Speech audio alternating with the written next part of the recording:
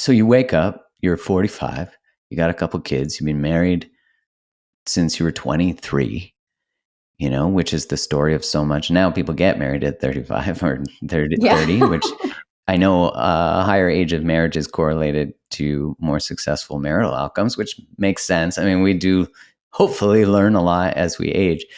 But you wake up, you're 45, you've been telling your partner that you need something, you forgot about yourself. You didn't have agreements when you started the damn relationship, so how to navigate growth, how to navigate. You listen to this podcast, you learn about the four horsemen, you learn about, oh shit, I should have had those agreements. How do we, at least first, like, I know you're giving us these great skills at initiating these conversations. What would it look like to become conscious at that age and do it with grace? Wow. And I just want to hear your thoughts on this, because I think so often we avoid this conversation because we're afraid the relationship will end, not realizing that the relationship has ended in some sense. It needs to die in a construct, at least the way it was.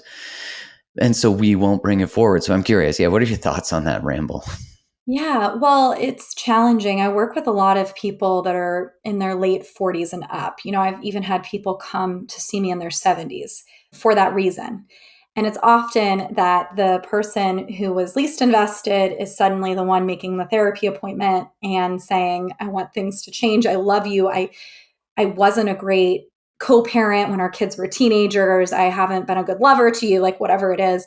And then the other partner who was invested all those years will respond with, well, it would have been nice if you would have said that 20 years ago. It's too late, right? Yeah. And so that is really painful, because your question is, if you're waking up to that and you're saying, I want to be different, it's already hard, but then it's really hard when the other person says, you never did it before, so you can't make it right.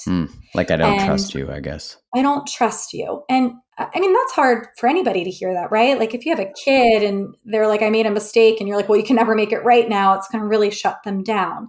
It's also a very fair way for that partner to feel, right?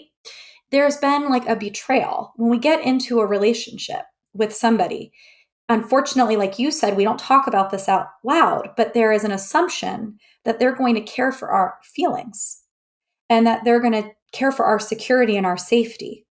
And so when they don't, that's a betrayal, at least in our minds, right? We got married. You were supposed to care about me and love me and keep me safe. And you betrayed me for 30 years because you didn't do that.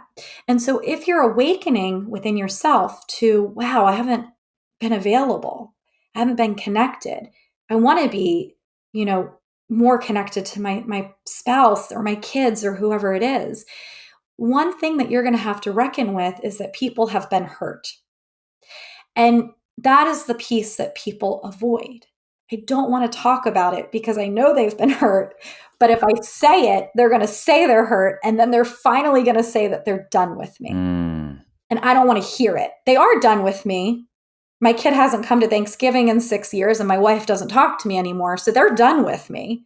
But they've never said they're done with me. And I don't want to hear that they're done with me.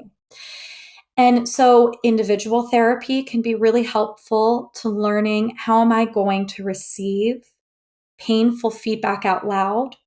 How can I look at the feedback I've already gotten that's been silent and recognize that that pain is there anyway?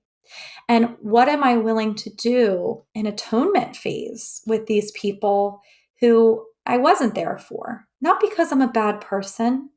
And that's really important as well, as self-compassion.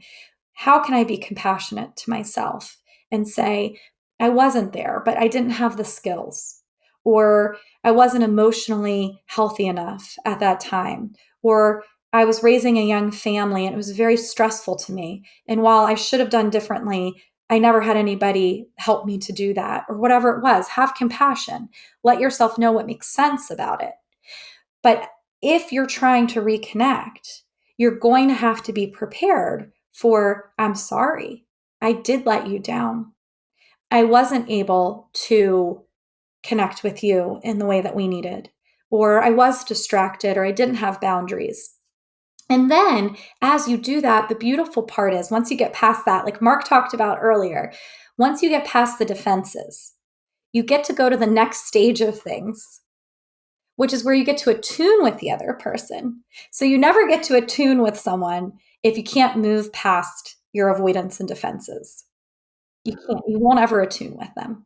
So I'm going to get past the defensiveness. I'm going to say sorry. I'm going to hear what I need to hear. But then the great part is after that, I get to talk about what I was missing out on. Maybe I get to share that I was feeling really unappreciated for a long time. Maybe I get to share that I was depressed. Maybe I get to ask my partner for what I need. And so, as an individual, it's a hard process. But if you can get past the defensiveness, you are opening yourself up to the next level, which can help you to get close again.